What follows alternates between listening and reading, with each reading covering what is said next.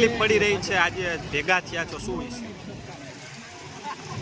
અમે બધા ભેગા એટલા માટે થયા છીએ કારણ કે અત્યારે તમે જોઈ શકો છો કે કેવા રસ્તા છે. રસ્તા એટલા ખરાબ છે કે અમારે 8 વાગે ઘરેથી નીકળવાનું હોય, એ છતાં અમારે છોકરાઓને મૂકવા માટે 9 વાગે નીકળવું પડે છે કે સ્કૂલે ટાઈમે પહોંચી શકે. પ્લસ અમારા છોકરાઓ, અમારા ઘરવાળાઓ બધાય ઘણા બધા અહીંયા પડે છે. એ પછી બીજા બધા અહીંથી જે પ્રવાસીઓ છે એ પણ પડે છે.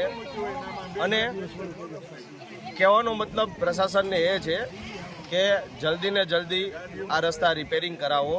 જો તમે જલ્દી ને જલ્દી આ વસ્તુ રિપેરિંગ નહીં કરાવો 7 દિવસની અંદર, તો અમે પછી હવે રસ્તા રોકવા આંદોલન કરવાની ફરજ પડશે અમને. જેથી કરીને નમ્ર વિનંતી છે અમારી કે તમે જલ્દી ને જલ્દી રસ્તા રિપેરિંગ કરાવો, અને રિપેરિંગ એવી રીતના કરાવજો કે જેથી કરીને પાછું અમારે તમને કહેવું ના પડે. જેથી કરીને હમણાં થોડાક ટાઈમ પહેલાં કીધું હતું તો એક જેસીબી આવ્યું, અડધો કલાક ખાલી રહ્યું, અડધો કલાકમાં રહી અને વહી ગયું, અને હતું એના કરતાં પણ બહુ ખરાબ કર્યું.